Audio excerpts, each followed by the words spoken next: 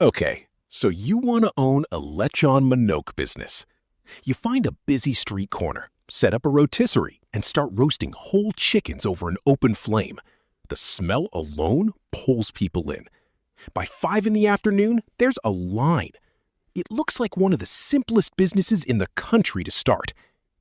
It isn't.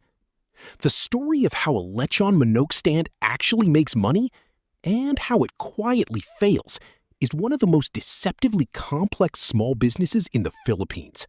Before you sell a single chicken, you need equipment. A basic rotisserie setup with a few spits can cost anywhere from 15 to 50,000 pesos, depending on size and fuel type. Gas-fired rotisseries cost more upfront, but roast faster and more consistently than charcoal. Add a marinating station, coolers, prep tables, and a stall or cart, and your starting capital easily climbs past 100,000 pesos before you've cooked a single order. Not every Lechon Manok business looks the same. An independent vendor builds everything from scratch: recipe, branding, supply chain. A franchise, on the other hand, buys into an established name, like Baliwag or Andox, paying an upfront franchise fee, plus ongoing royalties, usually a percentage of sales.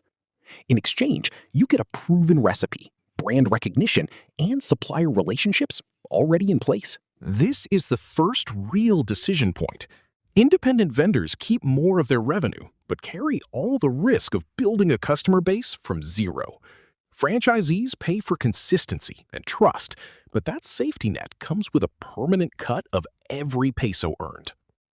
Once you're operating, the hidden costs start piling up fast. Whole chicken prices fluctuate with poultry market conditions, and a bad week can quietly erase your margin. LPG or charcoal isn't cheap either, especially running multiple rotisseries for 8 or 10 hours a day. Marination ingredients, lemongrass, salt, and spices add up in bulk, and chicken spoils. Any unsold stock at the end of the day is a direct loss, which means overordering is dangerous, and underordering means turning away paying customers during your busiest hours. A Lechon Manok business earns money in a few ways. The obvious one is whole chicken sales, usually priced per bird rather than by weight, which simplifies pricing but punishes you if your birds run small. Sides bring in extra margin. Rice, gravy, chicken skin, and soy calamansi dip often carry better profit percentages than the chicken itself. Bulk and catering orders, especially around fiestas and holidays, can double a single day's revenue.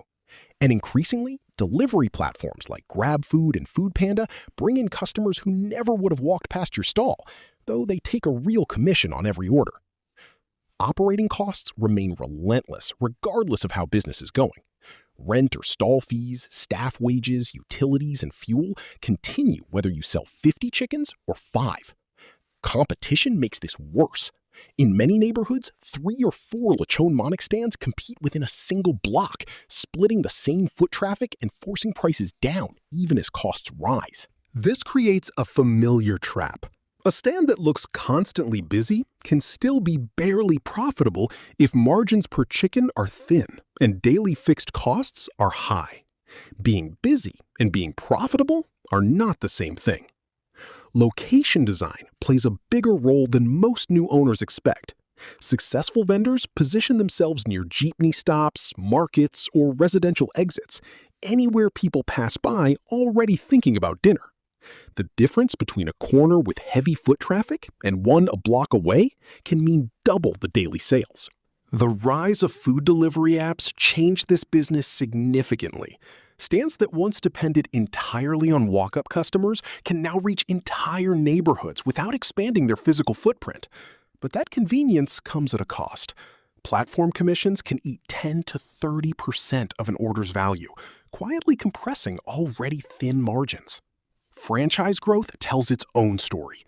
Well-known chains expanded rapidly by standardizing recipes and supply chains, letting new owners open branches with less guesswork.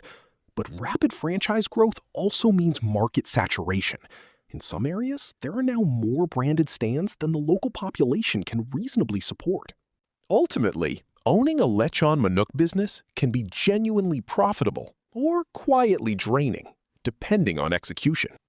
The difference comes down to location, volume, cost control, and whether you can survive the slow months without cutting corners that damage your reputation. A Lechon Manok stand may look like a simple grill and a spinning chicken, but underneath, it's a business built entirely on volume, timing, and location, where the margin on any single bird barely matters. What matters is how many you sell and how consistently you sell them, day after day, rain or shine. In the end, the chicken isn't really the business. The corner it's sold on is.